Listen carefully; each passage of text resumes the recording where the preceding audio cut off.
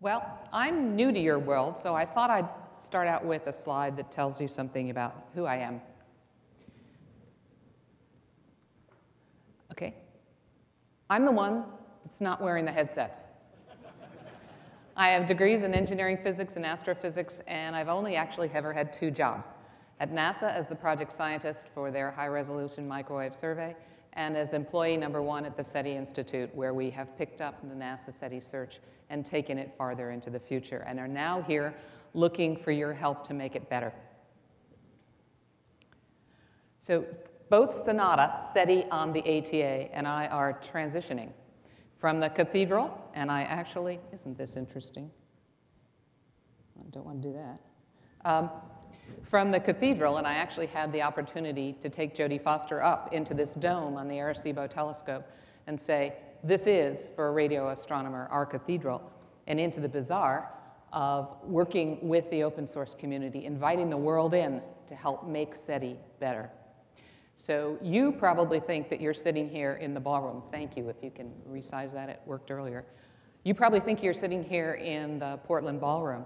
Well, actually, from an astronomer's point of view, you're sitting here. You're on a planet orbiting a star in the outskirts of a particular galaxy in the universe made of 100 billion other galaxies. And so you're one of 100 billion stars in this galaxy and 100 billion other galaxies. And this perspective is very important because from this perspective, you can't see any national boundaries. So we live on a fragile island of Earth. In a universe of possibilities, we expect that others may be out there. And humans have been asking this question and wondering about how they fit in and whether there are any others out there for millennia. Okay, I'm going to keep going. And this is a reasonable question of which to pose to the universe, because in fact, we all have a common origin in stardust. Our own technologies are visible over interstellar distances, and it's also then possible that their technologies might be as well. And that's what SETI is all about. Trying to understand whether there are other technologies out there that we can detect. And SETI is about taking the verb believe and replacing it with explore. So we ask for millennia, the priests and the philosophers, what should we believe about extraterrestrial intelligence? Should we believe there's anyone else out there? And today what we're trying to do is use the tools of the 21st century to explore the universe and find an answer to that question. I work with 150 other scientists at the SETI Institute. Most of them are astrobiologists, and they're asking the question, they are searching for biosignatures, asking the question of microbial life anywhere else. My colleagues and I are actually looking for technosignatures. We're looking for those technologies that can be seen across interstellar space. And this clue, the key to a successful detection is in fact sticking around long enough. If in fact technologies are abundant in the galaxy, but they are all short-lived, then there will never be any 2 technologies that are close enough to detect one another. They're co-spatial and co-temporal within the 10 billion year history of our own galaxy. So longevity of technology is the key, which is why Phil Morrison likes to refer to SETI as the archaeology of the future. It's archaeology because of the finite speed of life. Any information we acquire will tell us about their past. But a successful detection will tell us that we can have a long future because technologies can survive. So SETI as a science was born in 1959, the first scientific paper by Cocconi and Morrison in Nature. And as an observational program, it began in 1960 with Project Ozma, a search of 2 stars with one radio channel. And it was performed by Frank Drake, who was for many years the director of the Center for the Study of Life and Universe at the SETI Institute. And today, our technologies are almost 15 orders of magnitude better than Drake's original. So the cosmic ocean beckons for us to explore. And just as a way of making a comparison, the 50 years of searching that we've done to date are equivalent to having dipped 1 8-ounce glass of water into the Earth's oceans and come up empty. So I, for one, am not ready to quit. I think that our exploration is just getting started, and I'm really hopeful that some of you will decide to join us. So what are we doing? We're building bigger glasses that can be dipped into the ocean much more frequently. We're building our own radio telescopes. We have also built our own optical survey telescopes to look at the universe for engineered signals. This is the Allen Telescope Array with 42 elements in Northern California. Allen is Paul Allen, because Paul provided the funding for the technology development in the first phase of construction of this telescope, which will hopefully grow to be 350 telescopes in the near future. And it works really well.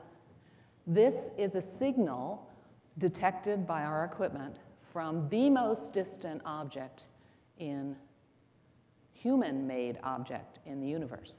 It's just barely getting outside of our own solar system and going into the interstellar medium.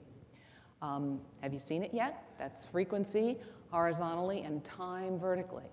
And there is a signal there. There it is. And in fact, our software does a really good job of finding weak signals like this. So we're really good at what we already do. What we'd like help from all of you is to do more things, to change the search, to make it better.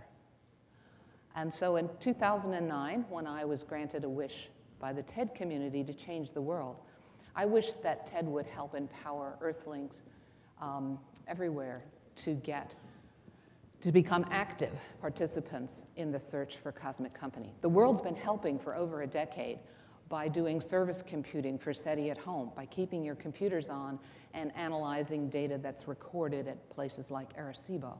And that's fabulous. But you've paid for the electrons coming out of the wall. I'm here to ask for your think-ons. I want you to make the search better with us. And the reason that I want to involve the world is because I want to change the world.